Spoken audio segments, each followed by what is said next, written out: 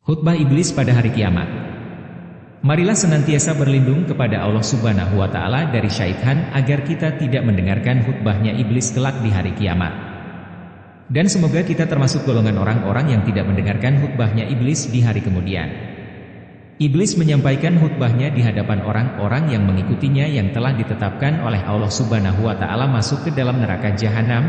Ketika mereka digiring menuju neraka jahanam, Allah Subhanahu wa Ta'ala berfirman, orang-orang kafir dibawa ke neraka jahanam berombong-rombongan. Sehingga apabila mereka sampai ke neraka itu dibukakanlah pintu-pintunya dan berkatalah kepada mereka penjaga-penjaganya, apakah belum pernah datang kepadamu rasul-rasul di antaramu yang membacakan kepadamu ayat-ayat Tuhanmu dan memperingatkan kepadamu akan pertemuan dengan hari ini? Mereka menjawab, benar, telah datang. Tetapi telah pasti berlaku ketetapan azab terhadap orang-orang yang kafir. Al-Quran Surat Az-Zumar ayat 71. Ketika neraka jahanam sudah melihat orang-orang yang akan dimasukkan ke dalamnya dari kejauhan, neraka kemudian semakin bergejolak dan membara tidak sabar menanti kedatangan mereka. Allah Subhanahu wa Ta'ala berfirman, apabila neraka itu melihat mereka dari tempat yang jauh, mereka mendengar kegeramannya dan suara nyalanya. Al-Furqan ayat 12. Api neraka jahanam 70 kali lipat dibanding api yang ada di dunia, sebagaimana dalam hadis Rasulullah Shallallahu Alaihi Wasallam bersabda, api kalian ini yang biasa digunakan oleh manusia untuk membakar hanyalah satu bagian dari 70 bagian panasnya neraka jahanam. Spontan para sahabat berkata, ya Rasulullah, sungguh demi Allah, api kita ini sudah cukup untuk menyiksa para pelaku kemaksiatan, mengapa harus dilipat gandakan? Beliau menjawab, tidak, sesungguhnya panasnya api neraka lebih panas dibanding panas api di dunia ini sebanyak 69 kali. Muttafaqun alaih. Ketika orang-orang kafir dinyalakan untuknya neraka jahanam yang dipimpin oleh iblis, mereka kemudian baru mengingat semua apa yang pernah ia lakukan di dunia.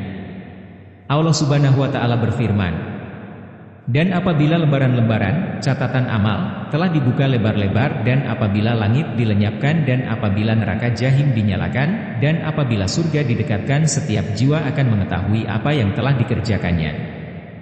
At-Takwir ayat 10-14. Barulah kemudian mereka mengingat kekufurannya di dunia, barulah mereka mengingat pembangkangannya kepada Allah Subhanahu wa Ta'ala dulu di dunia, barulah mereka mengingat kedustaannya terhadap ayat-ayat Allah Subhanahu wa Ta'ala yang dulu disampaikan kepada mereka ketika di dunia. Dan hal itu tidak bermanfaat lagi pada hari kiamat. Pada hari kiamat iblis akan menyampaikan khutbahnya di hadapan para penghuni neraka, sebuah khutbah yang menyentuh hati yang akan membuat mereka semakin bersedih dan sangat menyesal karena mereka mengandalkan iblis untuk keselamatan mereka. Al-Hasan Al-Basri rahimahullah berkata, tatkala hari kiamat iblis berdiri di atas sebuah mimbar dari api lalu berkhutbah seraya berkata, sesungguhnya Allah telah menjanjikan kepadamu janji yang benar, dan aku pun telah menjanjikan kepadamu tetapi aku menyalahinya. Tafsir At-Tabari 16, 563. Al-Hafiz Ibnu Katsir rahimahullah berkata, Allah mengabarkan tentang khutbah yang disampaikan oleh iblis kepada para pengikutnya, yaitu setelah Allah memutuskan menghisab para hambanya, lalu Allah memasukkan kaum mukminin ke surga, dan Allah menempatkan orang-orang kafir ke dalam neraka jahanam. Maka iblis pun tatkala itu berdiri dan berkhutbah kepada para pengikutnya agar semakin menambah kesedihan di atas kesedihan mereka, kerugian di atas kerugian, serta penyesalan di atas penyesalan. Tafsir Al-Quran Al-Azim 4, 489. Iblis kemudian berkhutbah kepada para pengikutnya tatkala mereka akan dimasukkan ke dalam neraka jahanam dan telah melihat api yang menyala-nyala yang siap membakar mereka, sebagaimana dalam firman Allah Subhanahu wa Ta'ala. Dan berkatalah syaitan tatkala perkara hisab telah diselesaikan, sesungguhnya Allah telah menjanjikan kepadamu janji yang benar, dan aku pun telah menjanjikan kepadamu tetapi aku menyalahinya. Sekali-kali tidak ada kekuasaan bagiku terhadapmu, melainkan sekedar aku menyeru kamu lalu kamu mematuhi seruanku, oleh sebab itu janganlah kamu mencerca aku akan tetapi cercalah dirimu sendiri. Aku sekali-kali tidak dapat menolongmu dan kamu pun sekali-kali tidak dapat menolongku. Sesungguhnya aku tidak membenarkan perbuatanmu mempersekutukan aku dengan Allah sejak dahulu. Sesungguhnya orang-orang yang zalim itu mendapat siksaan yang pedih. Surat Ibrahim ayat 22. Maka orang-orang penghuni neraka yang mendengarkan khutbah iblis tersebut semakin bersedih dan menyesal karena iblis berlepas diri dari mereka, karena iblis tidak mampu menyelamatkan diri mereka dan sebaliknya iblis juga tidak mampu menyelamatkan dirinya sendiri. Adapun orang-orang yang beriman dan melakukan amalan soleh mereka dimasukkan ke dalam surga. Allah Subhanahu wa Ta'ala berfirman, dan mereka berteriak di dalam neraka itu, "Ya Tuhan kami, keluarkanlah kami, niscaya kami akan mengerjakan amal yang salah berlainan dengan yang telah kami kerjakan.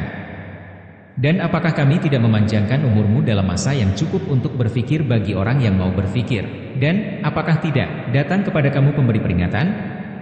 Maka rasakanlah azab kami, dan tidak ada bagi orang-orang yang zalim seorang penolong pun." Surah Fathir ayat 37. Allah Subhanahu wa Ta'ala berfirman, "Sungguh aku akan memenuhi neraka jahanam denganmu, iblis, dan dengan orang-orang yang mengikutimu di antara mereka semuanya." Surat Syad ayat 85. Di antara hamba Allah Subhanahu wa Ta'ala yang tidak mampu digelincirkan oleh iblis adalah orang-orang yang mukhlis, ikhlas. Allah Subhanahu wa Ta'ala berfirman, iblis berkata, "Ya Tuhanku, oleh sebab engkau telah memutuskan bahwa aku sesat, pasti aku akan menjadikan mereka memandang baik perbuatan maksiat di muka bumi, dan pasti aku akan menyesatkan mereka semuanya, kecuali hamba-hamba engkau yang mukhlis, ikhlas, di antara mereka." Surat Al-Hijr, ayat 39-40. Oleh karenanya semoga Allah Subhanahu wa Ta'ala senantiasa melindungi kita, keturunan dan keluarga kita dari godaan syaitan dan dari keburukan-keburukan syaitan, agar kita termasuk golongan orang-orang yang dimasukkan ke dalam surga, bukan termasuk golongan orang-orang yang mendengar khutbahnya iblis di hari kiamat.